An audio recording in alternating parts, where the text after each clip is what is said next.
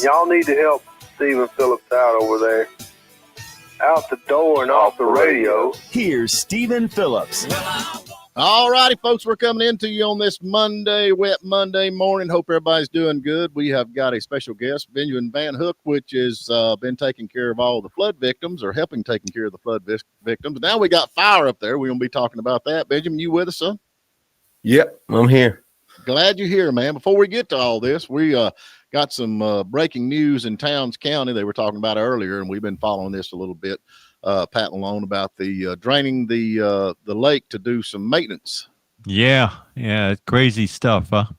Well, it's not. How long have I been telling y'all that they're going to drain the lake, and y'all just laugh at me? Ah, ha, ha, he. Do you remember all that? Yeah, but you were telling that they were going to permanently drain the lake. I never said that. I said exactly what they're saying. I've been saying it for what, about 2 years now? Oh, Stephen. Now, look, folks. Wait a minute. Where do you want me to fall down in the door at the altar of Stephen? Yeah, get out, lick my boots like you do all them politicians. Mm-hmm. Yeah, but here's the thing, folks. Now, listen, y'all need to get the word out on this. This is serious. They're talking about draining the lake to 1908 level. That'll be, okay, if you know what the winter level is, it'll be 10 foot below that. So there's going to be a lot of marinas that'll be bone dry. And they're actually, I can put some pictures on our Facebook page where the lake level will actually be. They're talking about doing this for 8 years because they're talking about doing maintenance for the spillway. And here's the thing. When they built that thing, 1940, I think it was. 1941, they finished it early in 42. So it took a year to build the whole dam. It took 7 months to build the whole dam, spillway, everything there. And now with our modern technology, they're talking about 7 years. 7 years. Does that sound crazy to you? I told you, and y'all think I'm crazy. I got to tell you, Stephen, when Harry told me about this and he sent me the data that he had from this meeting, right? I thought Harry was doing April Fool's joke. Right. I really did, because this is so almost preposterous. Right. That it would take 5 years minimum, 8 years maximum. Right. To fix something that was built in 7 months. I'm with you on that 100. But here's the thing. The economy will be tremendously hurt in this area. And I'm talking towns. And yeah. So, I mean, you talking about drying up the counties to a trickle. This is something we need to get behind. Big portion of that economy is the tourism. And a lot of those people are coming for Lake Chatuge. Well, that's the main draw for this area. Yeah. The main draw for this area is that. So we need to get behind, and I know I pick on Democrats, but we need you this time. We need Democrats and Republicans all on the same page. Nice. Now the Democrats aren't as evil as you've been purporting, right? I'm just saying, I'm not. I'm telling you, this is a big deal, folks. There's no doubt this is a big deal. And but we have got to get together and unite. There's no way. I don't know who's over this this whole build or who's over the engineers, but that's the thing. You got to have an engineer come in and tell you this, another engineer come and tell you that, and another engineer tell you that. Then they might restart over and do it again. But they're going to have some meetings, and I've not got the exact date when all this is going to be taking place. But if you're a businessman or woman in Towns County or Clay County, I'm telling you, this will hurt real estate. I mean, honestly.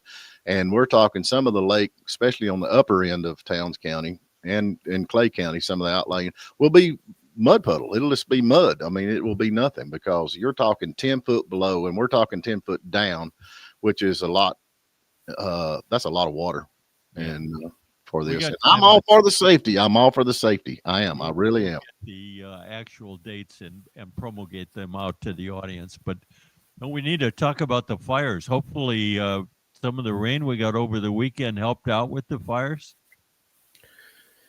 Yes, it actually did. I'm trying to get an update right now, but as of 3:00 yesterday, 2 of the fires, the one in Polk County had been contained 85%, which was way up. Yeah. And then the one in Polk Henderson was contained 60%, but they were still requesting more dozers. And then the one in Transylvania County, we have not had an update on. There was confirmed in Rosman. I don't know how many people know where Rosman is. It's between Brevard and Lake Toxaway, small community there. There had been 3 homes yesterday that actually got consumed by the fire. So there is damage to be reported. There is early on in this, we had 9 of the campers that we had helped get out. They had been consumed by the fire. So a lot of people don't have, they were in temporary housing and now they don't have anywhere to go. We're hoping the rain at least slows down the wildfires, if not extinguishes them. Well, there's a lot of people on the ground, and there's a lot of planes in the air. They were showing a C-10 that holds right at 10,000 gallons of fire retardant, flying mission after mission, putting it down. Well, it's crazy. First we get a flood, washes everybody away. Now we're getting fire, burning everybody up. What the heck? Yeah, look at the next. Yeah, just one thing. I'm a conspiracy theorist. I think it's government. They're attacking us through the floods and the fires, and then they're draining our lake down here in Lake Chattooga. There's something under the ground they're wanting. Yeah, I agree. Yeah, I agree. Something under the ground. But anyway, let's jump to a quick break if we can, and then we'll talk about get him on. He give you update all that's going on with that. Always great to have Benjamin here. He's been, if y'all not familiar with him, it's Western Carolina Strong. Am I saying that right? WNC Strong, yep. WNC Strong. Go to that website and you can help with donations or volunteering or whatever. But he's been boots on the ground since the floods that actually took place in Western North Carolina. We get an update on all that's going on with that. And but that being said, we're going to take a quick break. All righty, we're back with you. We got Benjamin Van Hook on with us. It has been boots on the ground since the flood. Now we've got fires going on, and Mersey Dote says we got the Lodge frying pan with WNC Strong on the back. Very cool. How about that? It's actually been a pretty big hit. The people at Lodge, they were great. Actually, if you buy one of the frying pans, they donate a frying pan. So it's basically a buy one, get one free, one for you, and then one gets donated to one of the survivors of Hurricane Helene. And they can go to WNC Strong and get that, and that supports all the flood victims. I guess, have you added the wildfire victims in on that too? Yeah, we will. Sadly, the wildfire victims are mainly the same victims that were affected by the flood. Yeah. And I guess it's to be expected with the wildfires with as much debris as was down it. If you went up there where the wind blew and the rain, I mean, it was just, hundreds of acres of trees that are down. Right. And it's been very dry. The wind's been very strong. I'm sure it's been strong in North Georgia too. Oh, and yeah. With the amount of people that are using fires for heat, and then you add the wind in, you add all the fuel that's on the ground, it's there's not much to stop it. It was going to happen regardless. So how many fires actually having right now? There's more than just one, is it not? It's like different. Yeah, there's 5 that are substantial. Right. So now, are y'all doing are you doing relief with that too, like you did with the flood victims? Well, for what we're doing now, yes, we're doing relief as far as getting supplies in and providing places for the people to go. Right. But as far as going into the areas, that's more of the U.S. Forest Service and the firefighters. There's not much that we can actually do. We tried to send equipment, but unless you have to have a certain insurance and you have to have certified operators, and they won't operate your equipment. So it has to be their equipment that goes in. Have there been mandatory evacuations in those areas where the fires are? Yes. Yeah. So we're talking about some degree of population in the middle of those fires.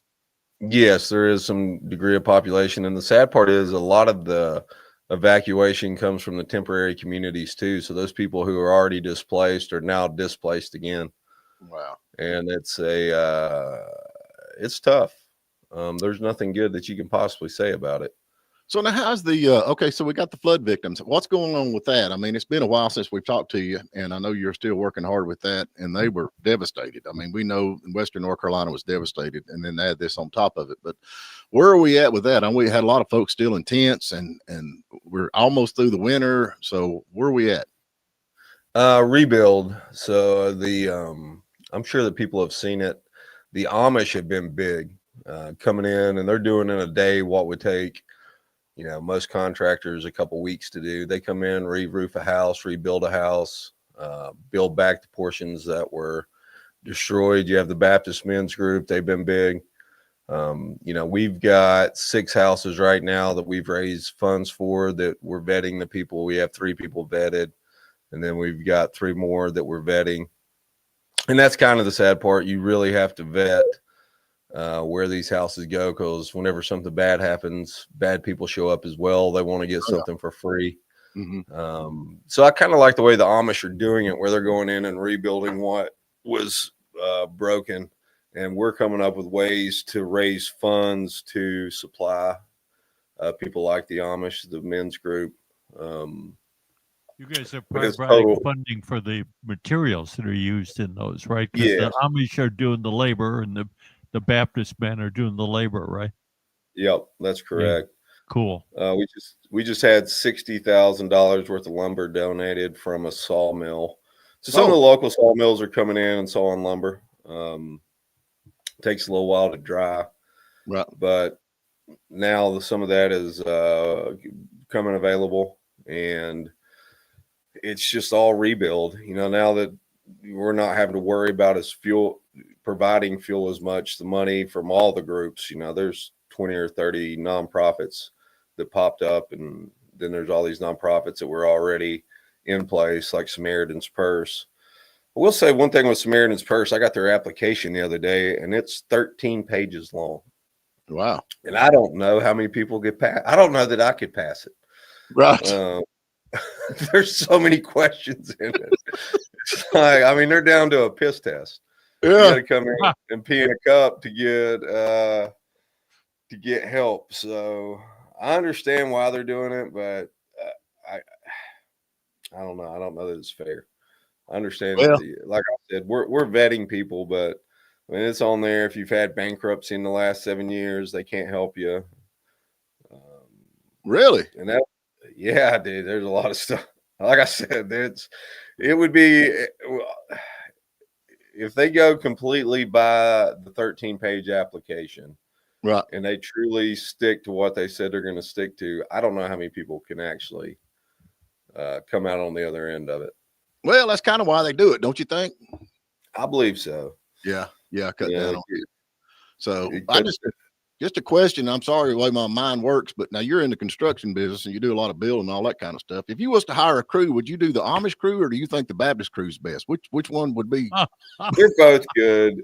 They're both really good, but the Amish crew, man, they put it down. Yeah, they go out, and in a day you're like, wow. Yeah, that something that's going to take, a week, 2 weeks, a month. They come in and all of a sudden it's done. Well, the Amish, they don't take smoke breaks or chicken breaks. So I guess that's why. Yeah. there's no midday break in that. They're going as fast and as hard as they can. And it's real impressive, and we're blessed to have them for sure. Yeah. I've watched them put barns up, man. It's amazing. They just, unreal what they can do. But anyway, doing the same thing for housing. Yeah. What do we need to do to help now? What do we need to do to help? That's one of the main things that we got going on, and you've been boots on the ground for a long time. I know several people up there helping you. What can these listeners do? I know we've got one already bought a frying pan. Buy frying pans, buy some of the gear, donate. And then for businesses, we're coming up with ways that businesses can change some things that they're doing, and it doesn't cost them anything extra, and the money's going to go to the flood victims to rebuild Western North Carolina. And then after it's rebuilt, it'll go to fund affordable housing, affordable health care. So we'll be releasing a lot of those things. It's taken me longer to build than what I would prefer it to, but we're learning. Everything's a learning process right now. It's it's a lot. Right. But if we can come up with ways to produce revenue that would be produced otherwise, instead of revenue going to corporations, it goes to the rebuild, then it's kind of a win-win. And What we've got. Can we donate to this where all the money goes? Is that Western North Carolina Strong? Is that money that you donate to that? How does that work? That goes straight to the victim. So it was going to fuel, because that was a big need. It was taking an astronomical amount of money to get there. Now it's all going to the rebuild. Right now it's going to houses, like 6 houses we've got donated so far. Hopefully we're going to be able to get more. We're throwing events. We have an event set. You probably heard of Tell of the Dragon. We have one at Back of the Dragon in Virginia. It's a similar type road. It's 32 miles long. That's going to be on April 26th. And then in Charlotte, we have one at Open Tap. We're going to have a full day. They're donating part of the revenue from that day. And then we'll be there selling merchandise and taking donations. And then we're scheduling one in Franklin, and then we're looking in other places. And we had a big event, and it was one that we paid for, and we didn't raise the amount of money. We had the amount of people we wanted. Actually, we had more. Just we didn't raise the funds that we wanted because it was the first one we threw. We didn't really have a good take on how to do it. We spent too much. We spent a lot more than what we should have. But now we're kind of getting that. We learned a lot of lessons, and now we're getting that down where, basically we spend nothing for the event, and all the revenue directly goes to the victims. Benjamin, are most of the roads now passable? They are. It's been a lot of this, people coming in and volunteering was a bigger reason why they became passable. And the government has put out a lot of money. A lot of it's still sitting there, like the money from the North Carolina Senate that got passed, $100 million. It hasn't been given out yet. Josh Stein is the new governor of North Carolina. He has done a lot. Roy Cooper, if you want to put down politicians, I'll be glad to put him down. He was big on what happens in Raleigh and what happens in Eastern North Carolina. He was not big on what happened in Western North Carolina. It just wasn't his stomping ground, so he really didn't care. Josh Stein, who has come in, he's done a lot. He's passed a lot of emergency bills. He's been there like 3 different occasions. I think I've seen him in Western North Carolina. Yes. Yeah. And and you could. That's the thing. He's a Democrat too. So you had a Democrat going out and a Democrat coming in, but it's just, a different person. And one's at the end of 8 years and the other one's just starting. Yeah, exactly. A lot more energy. That's a lot to do with it. Yeah. Go ahead and win over. How is the FEMA thing going now? Is it kind of settled down? There was a lot of pointing fingers at each other and back and forth. How's the FEMA? Is it kind of come together now? It was coming together, but we're in the state of dismantling FEMA and putting it back on the states where I think it should be anyway. Right. And then the funding goes to the state, and then the state does what they need to do with it. So, I'm a big proponent of everything going to the states and the states doing what they want to do with it. I feel like being a local government, they can get closer to the pulse of what needs to go on.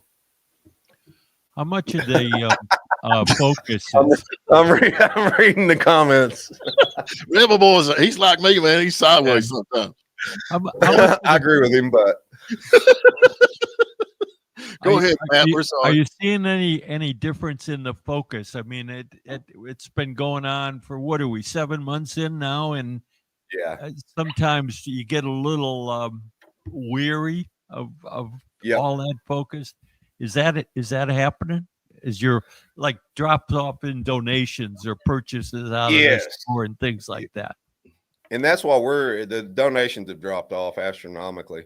And that's one reason why we're coming up with ways to generate just constant revenue instead of having to depend on donations. And that's to be expected. You can only donate for so long, for so much for so long.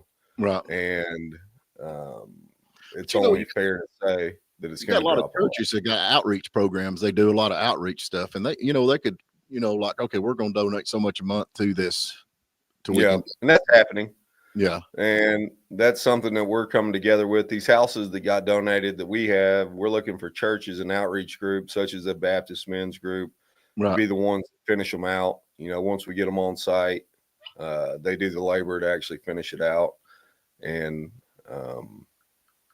it's going to be a long time unless something, if the government gets right. And I was talking to a gentleman yesterday, and he was talking about Hurricane Harvey in Texas, and he's over a program right now that came from Hurricane Harvey, affordable housing. So how long was that ago? And it's just now coming to fruition. So hopefully they can learn from Harvey, Katrina, and get the funding to the ground a lot quicker. Well, I know it's a big process, man, and you have been involved with it. So I know you, and I trust what you say. You hear a lot of stuff coming, on social media about this, that, and the other. But I know, folks, and I've done a lot of recommendations. But if y'all can help this Western WNC Strong, this money that he has taken in will be given directly to the people that are in need, not to some big bureaucrat that has got a big fancy job that they're taking off the top, and they end up giving just like 10% to the people. But Benjamin, I'll vouch for him. So if y'all can help him with that. Anything else we need to know? I mean, we got the fires coming in. Maybe this rain will help that. Are you going to be checking in on that too? Yes. So, we have a lady over organization and over working with all the nonprofits, and the floods actually hit again in Virginia, Kentucky, and a lot of the nonprofits went there to help for a couple days.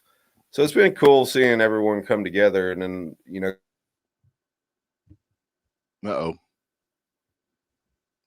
Kentucky was can you hear me? Yeah, we just faded out just for a second. Come back. Okay. Kentucky was a big resource to Western North Carolina. They have sent a lot of supplies, and they have sent a lot of people. So for us to be able to go back up there and help was, rewarding in that. Now it's back to Western North Carolina rebuild. Sadly, the rebuild, of course, gets a little bit paused because of the wildfires. But it'll all come out. Appalachia is a strong community. Appalachia is resilient, and Appalachia will get through it. That's what we were born on. How was it founded? The Scotch Irish came over here, and the rebels and the outlaws came to Western North Carolina. That's we're strong people over here. So that's how it happened. Yeah, I'm with you. Of course, we got some of them carpetbaggers down here too, like Pat Malone. He's one of them dang carpetbaggers. Please, I aspire to be one of those outlaws. You want to be, but you can't. I'd like to go out that way. Oh yeah, okay. Well, still, you're from where now? Oh yeah, you're on Ohio. Yeah, not Appalachia, right? You'll never be one of us. Yeah. So anyway. Benjamin, we appreciate you coming on, man. We've got to jump in here. You're supposed to come in Friday, and you're sick on us. I hope you're feeling better. I think we've lost him again. Yeah, we've lost him again anyway. But we've got to get to a break, folks. And like I said, WNC Strong, if y'all can go and help donate to this, we appreciate him. And we'll try to get him on here the next couple of weeks and get an update to what's going on with that. And I think he's locked down. It must have flooded his router or something with that. But anyway, we're going to get to a break. All righty, we're back with you. We got everybody on the commenting on the lake level thing that they're talking about draining the lake down.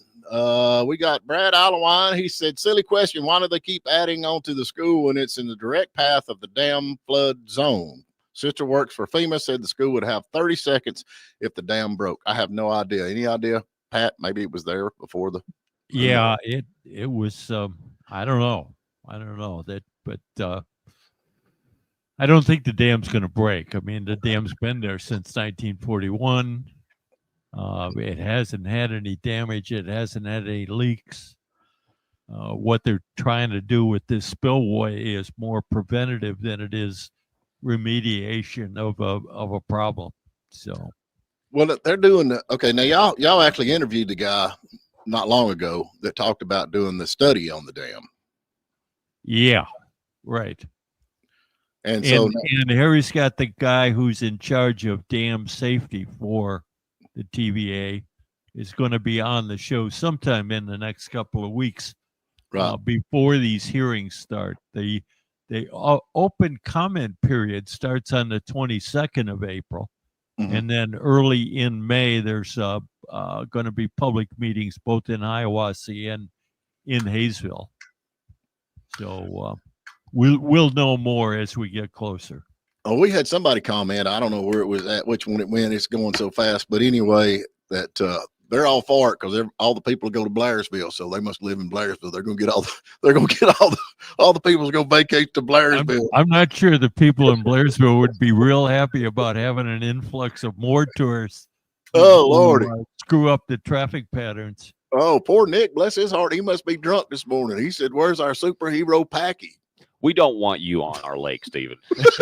We don't. Yeah, this is coming from the guy that's got a pontoon boat with a bed sheet for a sun cover.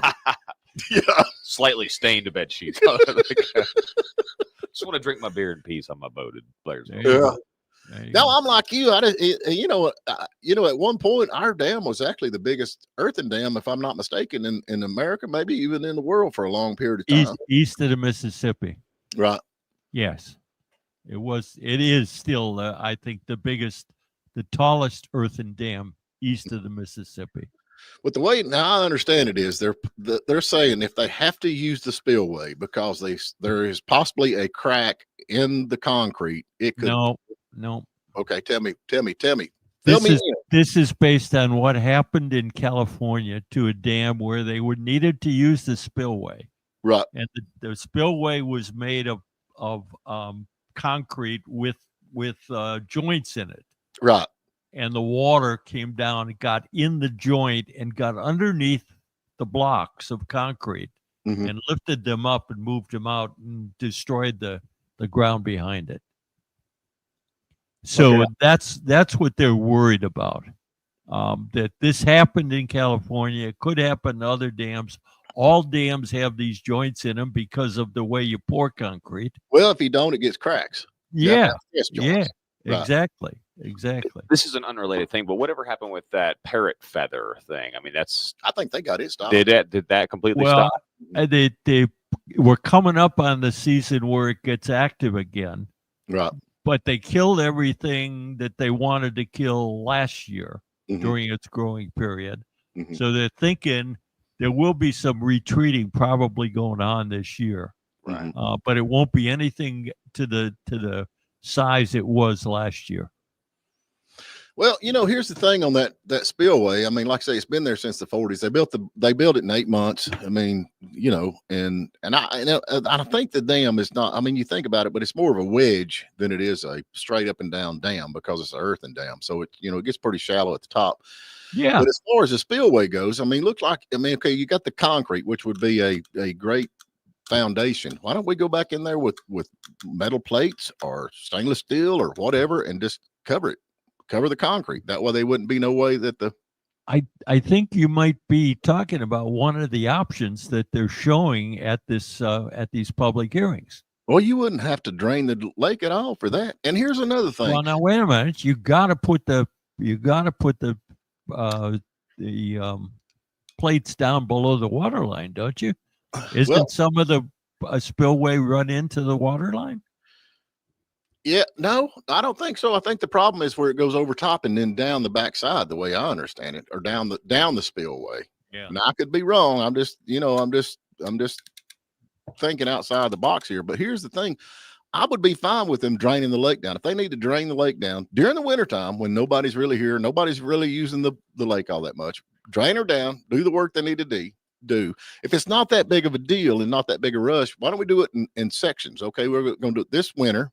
We're going to drain the lake and we're going to fix this section. And then next winter, when nobody's using the lake, we're going to drain her down. We're going to do the next section and do it in sections instead of try to do it all at one time. But I mean, for 8 years of construction, that don't even make good sense to me. We have a hydro plant expert. Oh, we got a hydro plant expert. All right. Cat Turd. Is this Cat Turd? No, it's Ronnie Maxwell. Oh, Ronnie Maxwell. Close. Hey, good morning, everybody. All right, man. Tell me what's going on. I was going to give you my 2 cents worth of knowledge that I know about hydros. I've worked at hydros off and on throughout my life, along with your cousin Greg Smith. But I was going to say those dams are made also where they have to allow a certain amount of seepage so that it doesn't put pressure on the earthen part of the dam. And like I commented before, I guess months ago, they got piezometers drilled in there where they take readings. So I have a feeling they must be concerned about some of the readings get. Plus, they also have places set up on both sides that they take a surveyor and come in there every so often, and they take measurements and can tell if it's moved or not. And all dams do shift a little over time. Right. But my other thing I'm thinking also is for it to take several years. They have a small amount of generation there. They either going to beef up the current generators so they can get more output from it, or possibly add extra generators. I don't know that for sure, but for it to take 7 years, that's what I'm thinking. Well, now there's actually you've got the major dam, and then if you look over to the side, there's a smaller dam. Looks like they could do something with that as far as a spillway. Looks like they could come. I don't know if you're familiar with Lake Chattooga or not. Yeah, I've rode my boat on it, and I've rode around the dam and looked it over. But and all. I'm familiar with the area you're talking about. Yeah, there's another little. Even if they still gonna have to pull it down. I would think just to do the earthen part, it might not take that long, and possibly do. I'm no engineer, but right. But I know if with the growth in the area and so much going on that that they probably would like to take advantage of the water spillway to use it for hydro generation. And while they're doing this, they could do that. Well, could they not do it in sections, like I'm saying? Could they, or do it? I mean, you figure the off season when they drain the lake down, nobody's on the lake. I mean, all that much other than fishermen. God knows we love you, fisher guys out there, no doubt. But could they not do it in sections? Probably so, but I still don't think they could do it. In several months. What I'm saying, okay, they're going to say, wait a minute, man, my brain just works. Let's get the Amish down here. I hear you. Yeah, we'll have the first tongue and groove dam going. Right? Yeah, I'm with you on that. Let's bring him Amish down here. They rock and roll. You heard that from Benjamin Van Hook. He said they can build a house in a day. They fix that dam in a week. Yep. Well, anyway, I just wanted to tell y'all. Well, now wait a minute. Let me ask you something. Now you're talking about them. What did you call them? Pyro something? What was that? Piezometers. I don't know what a piezometer is, and I don't think a whole lot of folks out there. I know that we got Packy here. He thinks he does, but I don't. What is a piezometer? A piezometer is like down on Lake Oconee in central Georgia. When they built Lake Oconee, I was one of the first employees to work there, and that was my job to go around every so many days and take piezometer readings. And basically, it's just a drilled pipe into the earthen part, and they'd have about 50 on each side of the concrete dam in the earth part. And I had like a cloth tape measure with a thing, and I had to let it down there. This is before we had all the technology that we have now, but this is back in the mid to late 70s. But we'd lower it down and we'd take a reading, and then I have to report that to Georgia Power and Southern Company, and that's how they monitored how much water was seeping through the earthen dam. But like I say, they have to allow so much. If not, it's like just taking if you just have a solid object with that water pressure, then it would eventually break through or push. So it has to have a certain amount of seepage to go through to maintain the integrity of the dam. Right. But now they got these, I guess I'm pretty sure they got electronics mounted on the pipe. Like I say, on this one, they had about 50 on each side. So they probably got some kind of digital thing now that measures it automatically and reports it. But like I say, I do know they bring surveyors in every so often, and maybe every year, every 2 years, and do their surveying just to see how much. And sometimes it's just a fraction, but dams do shift a little. But like I say, they anticipate that when they build them. So we're looking at 8 years. Does that just seem a little bit astronomical to you? Well, like I say, not knowing what the scope of the work is, I hate to say, but for 8 years, it sounds like to me they like I said earlier, either going to modify the generators they have, which they don't have that much generation out of there. It's a very small amount. Right. And I have a feeling that with the growth in the area, they possibly looking at adding more generators, or like I say, increasing the size of the one they got. And I was going to say, for 8 years, I would say they're going to add more generators. But the transmission grid is very important to serving everything throughout the U.S. And like I say, with the growth in this area, and that, I could see, nobody wants a coal plant in their backyard. Nobody wants a nuclear plant. And solar, it's still a long ways off before they can get the benefits out of it. It takes we like to say metal, which is a generator, right, to be able to push electricity throughout the transmission grid. Well, and water's just a free fuel, I guess you could say, a free source. Well, I'm going to tell you, I mean, I can understand that. And I'm all for fixing the dam, but they have got to be somebody out there that can figure this thing out without draining that thing for 8 years. That don't make any sense to me whatsoever. And the economic impact that it's going to have in this area. I mean, honestly, I agree. Yeah. I agree, but maybe now I can afford a lake lot. There won't be no lake lot. Back years ago, they used to drain that thing down. And, I've heard my daddy talk, back when the lake first come in, they drained that thing down, and they'd actually plant corn and harvest corn before the lake would come back up. But yeah, well, several of my relatives up here, they had to relocate their homes. And I remember, I know 2 or 3 churches. I think the one over at Jackrabbit, it had to be relocated because of the lake. Matter of fact, that's how my father met my mother, because of the lake.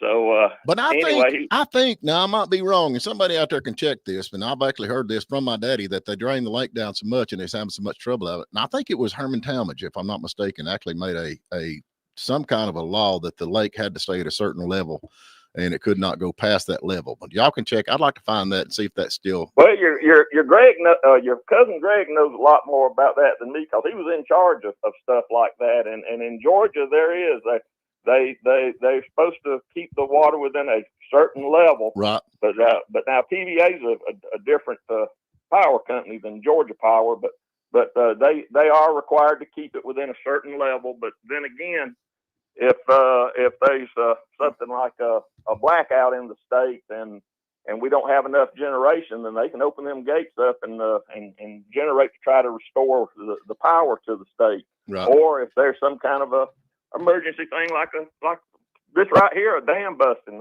if they can foresee it, they can open them floodgates to relieve that pressure. So, right. That takes precedence over recreation. Yep. I'm with you on that, but that's the thing. Don't scream fire when they really, it's just a smolder. You know what I'm saying? Well, remember when the interstate bridge got burned up here a few years ago? Right. And they brought that paving or that road crew in there, and stuff they thought was going to be out 3 or 4 months. They seem to have it done in a week, so maybe they can get them to do the job. I think they're Amish. I think they're Amish. That's what financial incentives will do for construction. Yeah, well, I think it, there were bonuses paid on restoring that bridge. We're going to keep talking about this, man. Hey, we appreciate you calling in. And yeah, well, thank the world of all of y'all, and I enjoy the show. Y'all take care. Thanks, Ronnie. All right, we got to get to a quick break, folks, and we've got all kinds of comments on here. We're trying to keep up with all that, but we definitely need to stay on top of this, and we need to get everybody involved we can. And I can understand the safety issue, but also know the economic issue, and they've got to be a way that we can work with both. So we're going to take a break. All righty, we're back with you. I have got from the hummingbird map, which is the closest we could find on this so far, just kind of put this in perspective, what we're talking about. If you look where the new mayor's park at, that would pretty much be dry in that area, according to what I've got right there. That whole part will be nothing but a river coming down through there. And none of your boat ramps that you have around the area will actually be accessible to use, because there won't be any water there. So that's what you're looking at. So, I mean, that's pulling it down that much. You got over on Sunnyside where the big cove is at on that. That'll pull all that down. And some of the part where you actually get water, you're looking at probably 1 to 2 to 3 foot before it gets any deeper. So, I mean, this is a big deal. I mean, it really is a big deal. And you're talking 8 years of the lake levels down. But we're trying to find the current government one, and we haven't found that yet. But we got folks, we got people looking. So Government won what? you ain't on. You there? I'm here. I'm here. Okay. Froze up for a second. Yeah. What government? What are we looking for on the government one? The lake level where it will actually be at, what you're looking at on that. But that's okay. Now here's another thing. Okay, so you got the water actually pulls out of the lake right there where that's going to be pretty much dry. How are they going to get water? It's not going to be dry. The intake for City of Hiawatha's water intake will be about 15 feet below the new level, which is 20 feet down. Right. Well, that's going to put it about sucking mud. I mean, what are you talking? Oh, it's not going to be sucking mud. It's always been there. Well, I know that, but when you drain the water down, if you need, I'll send you this. Oh, we're out of time already. I'll send you this map, and you'll see that it's drained down there. And then what about where they put the poop back into the water? Where is that? Is that? You know what I think? I think you need to go to the meeting, Stephen. I'm going to the meeting. You have questions, and by the way, you forgot to mention that today is Transgender Day of Visibility. Oh, well, you got your high heel shoes on. No, I was trying to determine how you were dressed. Thank RJ's. Hey, we love RJ's. He brought me a couple of cigars, man. Ben Logan's been smoking them things all weekend. We appreciate you.